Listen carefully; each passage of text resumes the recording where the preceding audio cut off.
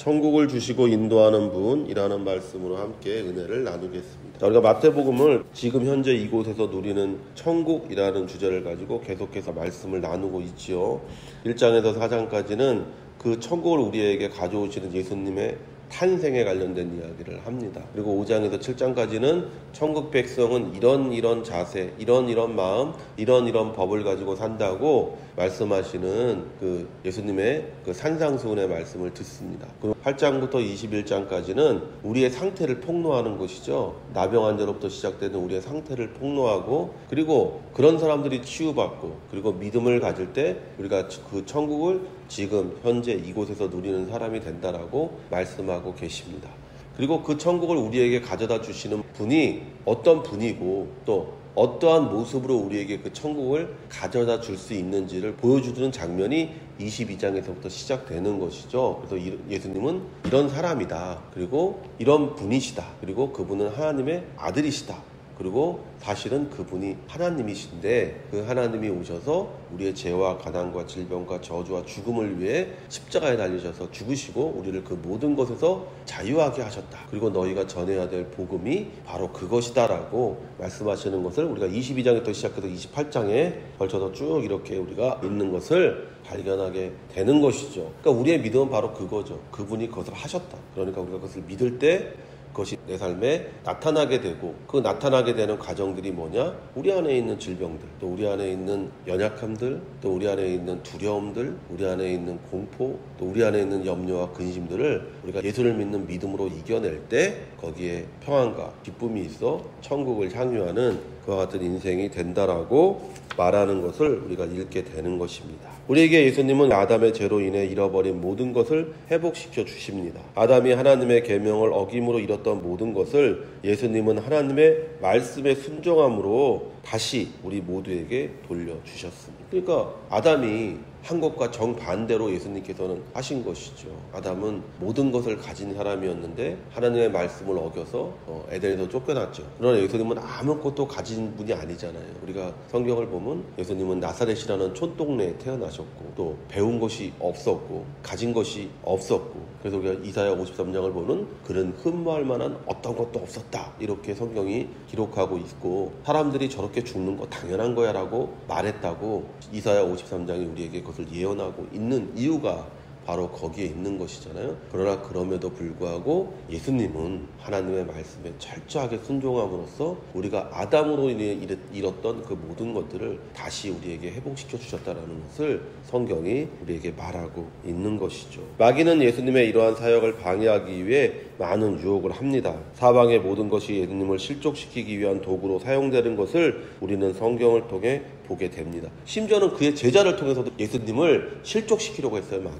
마귀는 먼저 자신이 직접 예수님을 시험합니다. 하나님의 말씀이 아니라 예수님 자신의 정욕과 욕심에 귀 기울이라고 유혹합니다. 환경이 예수님의 길을 방해합니다. 그리고 최종적으로 마귀의 도구로서 사람들이 사용됩니다. 그 모든 것이 단 하나의 목적을 위해 움직입니다. 하나님의 말씀에 순종하지 말고 자기 자신의 유익을 위해서 살라는 거예요. 선악과를 따먹는 것이 무슨 유해한 것이 아니잖아요. 그러나 그것이 하나님의 말씀을 지키는 것이 아니었기 때문에 문제가 되는 것이잖아요. 그리고 그것 하나 때문에 우리 가운데 살인이 나타나고 간음이 나타나고 도적질이 나타나고 남을 속이는 것이 나타나는 것을 우리가 창세기로부터 쭉 보다 보면 나오잖아요. 단 하나, 뭐예요? 하나님의 말씀에 불순종하는 것이 시작되었을 때 그 나머지 범죄가 그 모든 것을 따라가는 것을 보게 되는 것이죠. 그러나 반대로 하나님의 말씀에 순종할 때는 모든 좋은 것들이 그것을 따라 흐르게 되는 것을 우리가 또한 발견하게 되는 거예요. 마귀가 아담과 하와를 유혹했던 그 유혹이 예수님에게도 펼쳐졌습니다. 마태복음 4장 10절에 예수께서 말씀하시되 사탄아 물러가라 기록되었으되 주 너희 하나님께 경배하고 다만 그를 섬기라 하였느니라. 우리가 삶에서 마귀를 이기는 유일한 길은 예수님을 믿고 하나님의 말씀에 순종하는 길뿐이에요. 예수님이 얘기하잖아요. 물러가라! 성경에 기록된 것이 하나님을 경외하라는 거다. 즉 하나님의 말씀을 지키라는 거다. 그거 외에 다른 어떤 것도 성경은 우리에게 말하지 않는다는 거예요. 그리고 우리가 그 말씀대로 살 때 그 말씀을 통해 말씀을 지키는 자에게 그 모든 좋은 것들이 그를 따라간다는 것을 얘기하고 있습니다. 그래서 시편 1편 1절이 우리에게 얘기하잖아요. 복 있는 사람은 이거 하면 안 되고, 복 있는 사람은 이렇게 하면 안 되고, 이렇게 하면 안 되고, 이렇게 하면 안 되고, 세 가지를 얘기하잖아요. 그리고 나서 다음에 뭐예요? 주야로 야훼의 말씀을 묵상하는 자다. 그리고 그런 사람에게는 만사가 형통하게 된다라고 얘기하게 되는 것을 우리가 시편 1편을 통해서 읽게 되는 것을 보잖아요. 바리새인들이 모였을 때 예수께서 그들에게 물으시되, 유대인은 세 개의 당파를 가지고 있었습니다. 바리새인, 사두개인, 그리고 헤롯 당. 그러나 예수님은 사두개인이나 헤롯 당을 모은 것이 아니라 바리새인들이 모였을 때 이야기하셨습니다. 이전까지는 그들이 예수님에게 시험 삼아 질문을 던졌습니다. 그러나 이번에는 예수님이 먼저 그들에게 질문을 던집니다. 바리새인은 자신들이 성경에 능통하고 성경을 늘 암송하고 연구하는 사람들이에요. 성경을 너무 잘 아는 사람들이에요. 나머지 사람들은 세상 사람과 거의 같은 사람들이에요. 한 부류는 사두개인, 모세의 오경만을 인정하는 것이죠. 그 말은 뭐냐? 나는 하나님의 말씀도 지키지만 세상의 것도 즐겨도 된다라고 생각해 하면서 종교와 세상을 평행해 놓는 사람인 것이죠. 헤롯 당은 아예 세상이 위에 있는 것이잖아요. 먹고 입고 마시는 것이 가장 중요하다라고 얘기하는 것이죠. 그러나 바리새인들은 정반대로 하나님의 말씀이 가장 중요하다라고 주장했던 사람들이에요. 그리고 자기가 그 말씀대로 산다라고 주장했던 사람들이었어요. 그런 사람에게 예수님께서 성경의 질문을 던지는 것이죠. 성경에 있는 질문을 던지면서 그들의 성경의 지식에 대한, 그들이 얼마나 잘못 알고 있는지에 대한 그 사실을 폭로하는 것을 우리가 발견하게 됩니다. 성경을 읽는다고 해서 우리가 성경을 아는 것이 아닙니다. 성경은 성령의 감동으로 기록된 것이기 때문에 성령님의 만져주심, 성령님의 조명이 없으면 우리가 그 성경을 제대로 이해할 수가 없는 것이죠. 왜 우리가 성경을 읽을 때 기도하라고 얘기합니까? 우리가 기도를 통해서 성령님의 도우심을 받아 그 말씀을 읽을 때 이해되지 않던 말씀이 이해되는 것이고, 전혀 나와 상관없이 보였던 그 말씀이 나와 상관 있는 말씀이 되는 것을 우리가 발견하게 되는 것이죠. 그런 그들에게 예수님은 성경의 말씀을 가지고 질문을 던져요. 바리새인들에게, 성경을 잘 알고 있다고 주장하는 자들에게 예수님께서 질문을 던지는 거예요. 너희는 그리스도에 대하여 어떻게 생각하느냐? 누구의 자손이냐? 대답하되 다윗의 자손이니이다. 예수님은 그들이 크게 오시기를 기대하고 있던 그리스도에 대한 질문을 던집니다. 그리스도란 말은 헬라어이고 히브리어로는 메시아, 즉 기름 부음을 받은 자라는 뜻입니다. 그러면 기름 부었다는 뜻이 뭡니까? 구약 성경에 보면 기름 부음 받은 사람은 세 종류의 사람에게만 기름을 붓잖아요. 왕, 제사장, 그리고 선지자. 이 세 사람에게만 기름을 부으니까 하나님으로부터 보내심을 받은 자들이라는 것을 입증하는 것이 기름 부음 받은 자라는 뜻이잖아요. 예수님은 그들이 알고 있는 것에서 시작합니다. 마태복음 2장 4절에서 6절에 왕이 모든 대제사장들과 백성의 서기관들을 모아 그리스도가 어디서 나겠느냐 물으니 이르되 유대 베들레헴이오니 이는 선지자로 이렇게 기록된 바 또 유대 땅 베들레헴아 너는 유대 고을 중에서 가장 작지 아니하도다. 내게서 한 다스리는 자가 나와서 내 백성 이스라엘의 목자가 되리라 하였음이니이다. 헤롯이 별을 쫓아온 동방박사들의 물음에 해준 대답이에요. 동방박사들이 별을 따라와서 왔는데 예루살렘에 오니까 별이 사라졌어요. 그러니까 이들이 헤롯 궁전에 갔어요. 그러고 나서 헤롯 왕에게 묻습니다. 야, 여기 이스라엘의 왕이 태어났는데 그 왕이 어디 있습니까? 우리가 경배하러 왔습니다. 이렇게 물으니까 예루살렘에는 그 별을 쫓아오도록 만든 아기가 없었던 거죠. 그러니까 그 성전에서 일하는 사람들, 성경을 잘 알고 있는 사람들을 불러서 헤롯이 묻잖아요. 야, 그리스도가 어디서 태어나냐? 그래 그 사람들이 얘기하는 거예요. 유대 땅 베들레헴에 태어난다고. 알고 있었어요, 이 사람들. 그러나 누구도 동방박사를 따라와서 예수님께 경배한 자는 없었다는 거예요. 희한하지 않습니까? 그것을 경배하러 온 동방박사들이 있었는데 되려 동방박사들은 예수님이 어디서 태어날지 몰랐어요. 메시아가 어디서 태어났는지도 모르고 그 별을 쫓아왔어요. 그런데 그것을 알고 있는 자들이 있었다니까요. 근데 그들은 동방박사를 따라가서 예수님을 경배하지 않았다는 거예요. 이 얼마나 놀라운 일입니까? 알고 있지만 그 알물 실천하지 않은 것이죠. 알고 있지만 믿지 않은 것이죠. 자기가 믿었다면 왜 안 따라갔겠어요.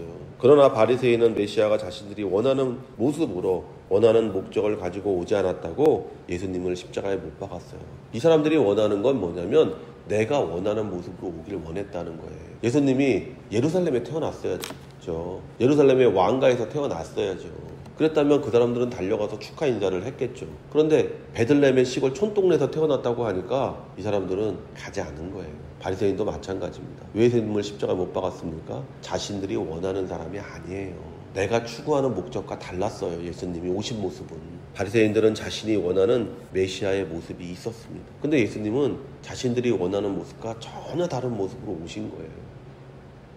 그러니 어떻게 그들이 예수님을 받아들일 수가 있었겠습니까? 예수님이 오셔서 바리새인들을 칭찬했다면 어땠을까요? 너네 잘 믿는다. 너네처럼 믿어야 된다. 그랬더라면 그 사람들 중 많은 수는 혹시 예수님을 추종했을 수도 있을 것입니다. 근데 예수님은 계속해서 바리새인들을 꾸짖어요. 위선자라고. 그러니까 그 사람들은 예수님을 원하지 않는 거예요. 사람들은 다 그렇습니다. 만약 여러분 안에 예수님은 이런 모습이어야 된다라고 생각하는 모습이 있다면 여러분은 우상을 숭배하는 거예요. 우리는 성경이 우리에게 제시하는 것만 믿어야 돼요. 성경이 우리에게 이것을 말하기 때문에 우리가 믿는 거예요. 그리고 그 믿음대로 우리가 살아갈 때 거기서 우리가 천국을 경험하고 천국을 누리는 삶을 사는 자가 될 수가 있는 것이죠. 메시아는 다윗의 후손입니다. 그러나 그 다윗의 후손은 비범한 가정과 비범한 능력을 가지고 자신들이 원하는 목적, 로마군의 압제에서 자신들을 정치적으로 해방시켜 주기를 원했습니다. 그러나 예수님은 그들이 원하는 것을 주지 않았어요. 이르시되 그러면 다윗이 성경에 감동되어 어찌 그리스도를 주라 칭하여 말하되 주께서 내 주께 이르시되 내가 내 원수를 내 발 아래에 둘 때까지 내 우편에 앉아있으라 하셨도다 하였느냐. 다윗이 그리스도를 주라 칭하였은즉 어찌 그의 자손이 되겠느냐 하시니. 메시아가 다윗에 의해 이미 예언되었다는 것은 바리새인의 시대에 원하는 일이 아니라 하나님의 보다 큰 목적과 의도를 가지고 있다는 것입니다. 그렇잖아요. 이사야 53장에 예언되어진 예수님의 그 모습은 그 바리새인들이 원하는 때의 모습이 아니었다라는 거예요. 로마군을 물리치고 그런 것이 아니에요. 사람들의 죄, 사람들의 연약함을 짊어지시려고 예수님께서 오셨다고 이사야가 53장에서 우리에게 강렬하게 예언하잖아요. 근데 그 성경을 그렇게 연구하는 사람들이 그 성경이 말하는 것을 믿은 것이 아니라 자신이 원하는 메시아를 기다렸다는 겁니다. 우리를 이 로마군에게 압제해서 우리를 해방시켜주고 다윗의 왕가를 회복시켜줄, 그래서 우리를 높여주고 우리를 이 땅의 지배자로 만들어줄 그런 사람을 원했다는 거예요. 심지어는 제자들조차도 그것을 원하면서 예수님을 쫓았다고 성경이 우리에게 기록하고 있잖아요. 갈라디아서 5장 24절에 그리스도 예수의 사람들은 육체와 함께 그 정욕과 탐심을 십자가에 못 박았느니라. 내가 원하는 모습의 예수님이라면 여러분은 예수님을 잘못 믿고 있는 것입니다. 여러분이 조금이라도 성경과 다른 예수님을 믿고 있다면 여러분은 우상을 섬기는 것입니다. 성경이 여러분에게 제시하는, 성경이 여러분에게 말하는 그 예수만을 믿어야 됩니다. 그럴 때 여러분이 진정한 믿는 자가 되는 것이고 그 믿음을 통해 천국도 체험하는 것이고 천국도 경험하는 것이고 다가오는 하나님 나라 가운데 거하는 복된 인생이 되는 거예요. 내가 원하는 것을 이루어 주시기 위해 예수님이 이 땅에 오셔서 십자가에 죽으신 것이 아닙니다. 오직 하나님의 뜻을 위해 예수님이 오셨고 하나님의 목적을 이루기 위해 예수님은 십자가에서 죽으셨습니다. 우리가 해야 할 일은 예수님을 쫓아 하나님이 나를 통해 이루시고자 하시는 일을 위해 우리 자신을 하나님께 거룩한 산제사로 드리는 거예요. 예수님은 우리에게 잃어버린 천국을 주시기 위해 오셨습니다. 한마디도 능히 대답하는 자가 없고 그날부터 감히 그에게 묻는 자도 없더라. 예수님의 말씀으로 인해 그들은 어떠한 말도 할 수 없었습니다. 천국으로 인도하시고 우리에게 천국을 주시기 위해 죽으시고 부활하신 분이신 예수를 믿고 말씀에 순종함으로 진정으로 천국을 누리고 차지하는 성도가 되시기를 예수의 이름으로 축원을 드립니다.